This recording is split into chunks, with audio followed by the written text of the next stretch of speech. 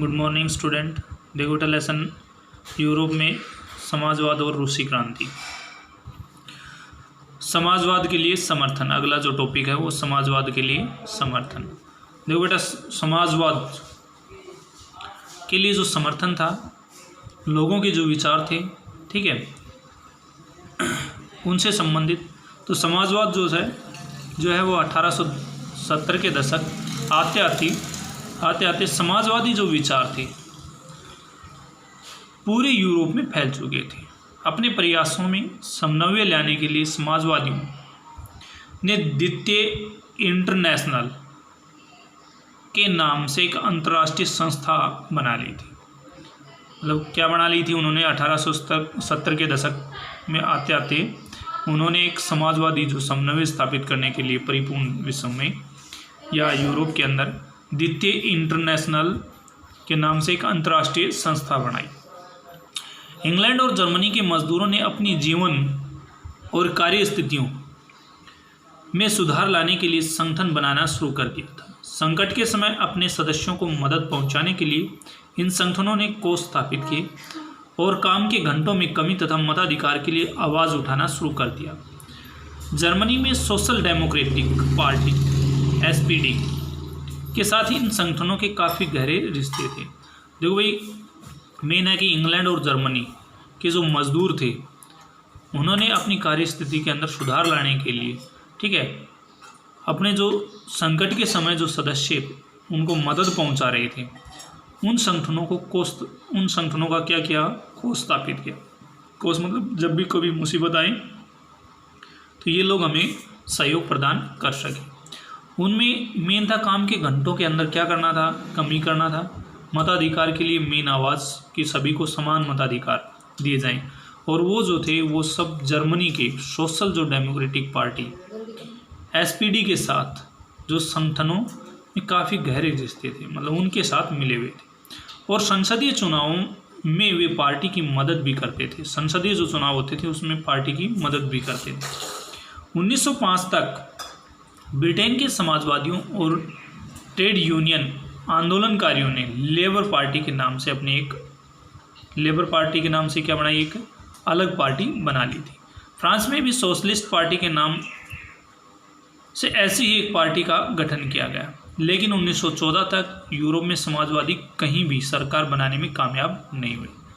मगर 1914 तक भाई कहीं भी समाजवादी जो सरकार नहीं बन पाई, ठीक है। संसदीय राजनीति में उनके प्रतिनिधि बड़ी संख्या में जीतते रहे। उन्होंने कानून बनवाने के में भी अहम भूमिका निभाई, मगर सरकारों में रूढ़िवादियों और उदारवादियों और रेडिकल वादियों का ही दबदबा बना रहा। मेन था कि भाई समाजवादी जो स्थिति थी वह इतनी सक्सेस नहीं हो पाई। अब इसमें देखो क्वेश्चन बन रहे हैं, वो आपको कैसे करने हैं।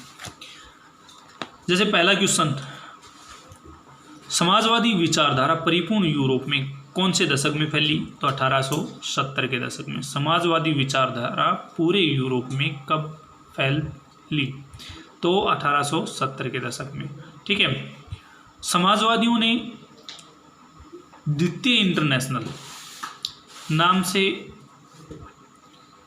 कौन सी संस्था स्थापित की? तो अंतर्राष्ट्रीय संस्था, ठीक है, स्थापित की। या आप इसको ऐसे लिख सकते हो कि भी समाजवादियों ने अंतर्राष्ट्रीय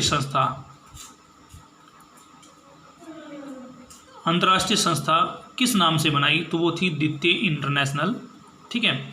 उसके बाद है जो इंग्लैंड और जर्मनी के जो मजदूर थे उन्होंने कौन सा संगठन बनाया? तो वो संगठनों ने कोष स्थापित, मतलब एक कोष स्थापित किया। ये क्वेश्चन नहीं बना भाई, इसमें मेन है कि ये जो इंग्लैंड और जर्मनी के जो मजदूर थे उनकी क्या मांग थी? तो वो मांग थी घंटों में कमी और मताधिकार के लिए सभी को समान अधिकार। और वो कहाँ से गहरे उनके संबंध थे? तो वो थे जर्मनी के सोशल डेमोक्रेटिक पार्टी जो SPD के नाम से जानी जाती थी। जर्मनी में कौन सी पार्टी थी? सोशल डेमोक्रेटिक पार्टी SPD, ठीक है। जो इंग्लैंड और जर्मनी के मजदूरों का रिश्ता कहाँ से था? तो ये जर्मनी के सोशल डेमोक्रेटिक पार्टी से। उसके बाद 1905 तक ब्रिटेन के समाजवादियों ट्रेड यूनियन आंदोलनकारियों में लेबर पार्टी के नाम से अपनी एक अलग पार्टी बना ली, ठीक है। मैंने कि ब्रिटेन के अंदर समाजवादियों द्वारा ट्रेड यूनियन आंदोलनकारियों ने लेबर पार्टी का निर्माण कब किया, तो वो 1905 में। ठीक है, अगला क्वेश्चन, फ्रांस में सोशलिस्ट पार्टी के नाम से किस पार्टी की स्थापना की? फ्रांस में कौन सी पार्टी? Socialist party. ठीक है, 1914 तक समाजवादी जो थे कहीं भी इनकी सरकार कामयाब नहीं हो पाई। तो समाजवादियों की सरकार कब तक नहीं बन पाई? 1914 तक किनका दबदबा था? तो वो था रूढ़िवादी, उदारवादी और रेडिकलवादियों का दबदबा बना हुआ था। ठीक है, ये क्वेश्चन बने। अब आगे बात करते हैं। देखो, ये कुछ एक छोटा सा टॉपिक दे रखा है, इसको देखो। चित्र 2, ये पेरिस कम्यून 1871 का एक चित्र है। चित्र में मार्च और मई 1871 के बीच हुई जर्मन विद्रोह को दर्शाया गया है।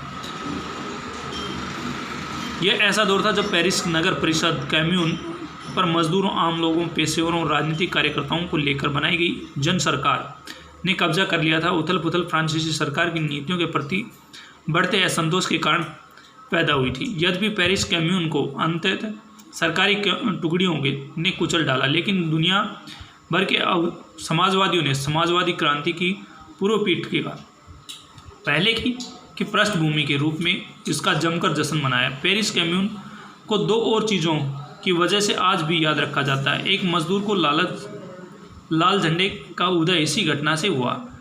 कम्युनार्डो क्रांतिकारियों ने अपने लिए यही झंडा चुना था। 2, मार्शेयस के लिए, जो एक घटना के बाद पेरिस कम्यून और मुक्ति संघर्ष का प्रतीक बन गया। उल्लेखनीय है कि गीत को मूलतः 1792 में युद्ध गीत के रूप में लिखा गया। सोजन लंदन 1871 की न्यूज़ के माध्यम से।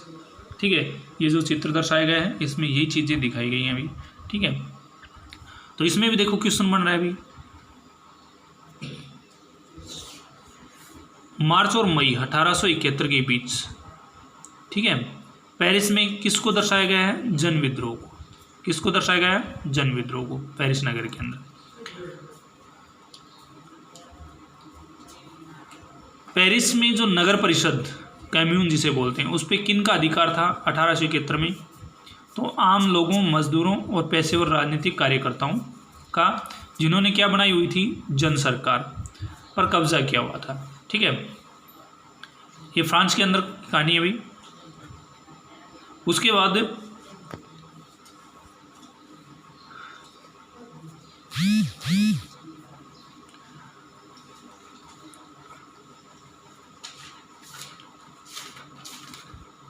पेरिस कम्यून को दो और चीज़ों की वजह से आज भी याद रखा जाता है। वो कौन सी दो चीज़ें थी जिसकी वजह से पेरिस में कम्यून को आज भी याद रखा जाता है?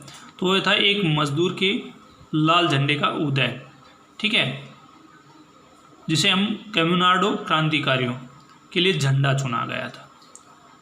और दूसरा था मार्शेस, जो एक घटना के बाद पेरिस कम्यून ने मुक्ति संघर्ष का प्रतीक बन गया, जो क्या था? एक गीत, युद्ध गीत। कब गाया गया? 1792 के अंदर। ये क्वेश्चन बने। ये क्वेश्चन आपको फिर नोटबुक के अंदर साफ राइटिंग में लिखने हैं। ये एमसीक्यू टाइप में बनते हैं, वेरी शॉर्ट भी बोल सकते हैं इनको। इन क्वेश्चनों में अगर ऑप्शन दे दिए जाएँ तो बेटा ये एमसीक्यू बन गया, ऑप्शन नहीं देते हैं तो ये वेरी शॉर्ट बन जाते हैं। अब आगे अगला जो टॉपिक है वो बात करते हैं रूसी क्रांति। अब तक बात चली थी समाजवादी, अब बात करते हैं रूसीवादी क्रांति। रूस के अंदर जो क्रांति हुई, क्यों हुई? तो वो जो है फरवरी 1917 के अंदर किसके खिलाफ? ये जो है जार के खिलाफ हुई थी, जो रूस का राजा था जार निकोल्स द्वितीय, ठीक है, उसके खिलाफ। तो यूरोप में सबसे पिछड़े औद्योगिक प्रदेशों में एक रूस के में ही यह समीकरण उल्ट गया। 1917 की अक्टूबर क्रांति के जरिए रूस की सत्ता पर समाजवादियों ने कब्जा कर लिया। फरवरी 1917 में राजशाही पतन और अक्टूबर की घटनाओं को ही अक्टूबर क्रांति कहा जाता है। फरवरी में जो है 1917 में राजशाही जो था उसका पतन हो गया, ठीक है, और अक्टूबर में जो भी घटनाएं घटी उसके कारण इसको अक्टूबर क्रांति के नाम से जाना जाता है। तो भाई रूस के जो राजा थे जार निकोल्स द्वितीय, उसको हटाया गया गद्दी से, तो फरवरी 1917 में, ठीक है। अक्टूबर क्रांति के नाम से किसे जाना जाता है? तो रूसी क्रांति को, ठीक है। ठीक है, ये कब घटी थी? अक्टूबर 1917 के अंदर। ठीक है, ऐसा कैसे हुआ? क्रांति के समय रूस के सामाजिक और राजनीतिक हालात कैसे थे? इन सवालों का जवाब ढूंढने के लिए आई क्रांति के कुछ साल पहले की स्थितियों पर नजर डालें। ये जो क्रांति हुई थी ये क्यों हुई थी भाई? ठीक है, किस कारण, कैसे, क्या ऐसी क्या परिस्थितियां आ गई थी कि भाई ये क्रांति हुई? तो देखो, रूसी साम्राज्य 1914 में, रूसी जो साम्राज्य 1914, जो जार निकोल्स जो था उसका शासन, 1914 में रूस और उसके पूरे साम्राज्य पर जार निकोल्स द्वितीय का शासन था। मॉस्को के आसपास पड़ने वाले भू क्षेत्र के अलावा आज का फिनलैंड, लातविया, लिथुआनिया, एस्तोनिया और पोलैंड, यूक्रेन और बेलारूस के कुछ हिस्से रूसी साम्राज्य के अंग थे। देखो बेटा, ये जो है ना बाद में हुए अलग, ये पहले सोवियत संघ के नाम से जाने जाते थे।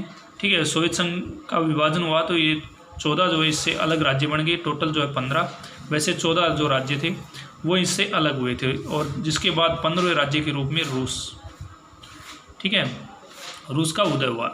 इससे पहले जो ये 14 इसमें शामिल थे तो ये सोवियत संघ कहलाता था, ये ध्यान रखना। ठीक है, क्या कहलाता था? सोवियत संघ, और ये इन्हीं में थे शामिल।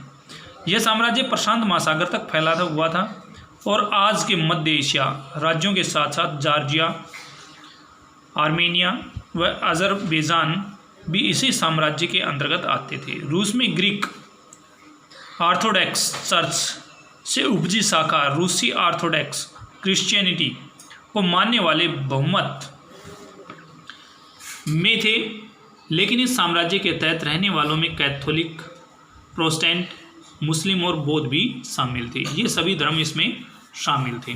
तो देखो बेटा, इसमें हम क्वेश्चन बने कि रूसी साम्राज्य 1914 में किसका शासक था रूस के अंदर? तो वो जार निकोल्स द्वितीय का।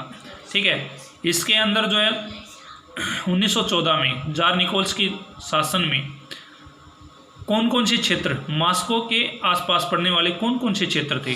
तो वो थे Finland, Latvia, Lithuania, Estonia, Poland, Ukraine, Belarus. ठीक है, कुछ हिस्से, उसके साथ साथ प्रशांत और मध्य महासागर और एशिया राज्यों के साथ जॉर्जिया, आर्मेनिया, अजरबैजान इत्यादि। ठीक है, उसके बाद अगर बात करें इसमें तो कौन से धर्म के लोग रहते थे? तो इसमें ग्रीक ऑर्थोडॉक्स चर्च से उपजी शाखा थी। ठीक है, रूस में ग्रीक ऑर्थोडॉक्स प्रमुख थे। ठीक है, और चर्च से उपजी जो शाखा रूसी वो ऑर्थोडॉक्स क्रिश्चियनिटी, रूस से उपजी जो शाखा थी वो क्या थी? Orthodox Christianity. इसके अलावा जो है और भी धर्म के लोग रहते थे, जिनमें कैथोलिक, प्रोटेस्टेंट, मुस्लिम और बौद्ध भी शामिल थे। तो ये बेटा आपके आज के लिए इतना ही। ठीक है, ये क्वेश्चन बनते हैं MCQ और वेरी शॉर्ट, इनको आप लिखना है। मेन है कि वेरी शॉर्ट क्वेश्चन बना के लिखो इसको। ठीक है, मैंने सारे क्वेश्चनों बोले हैं और उनके साथ साथ आंसर भी बोले हैं, तो वो आपको ज़रूर अपनी फेयर नोटबुक के अंदर साफ राइटिंग में लिखने हैं हर हाल में।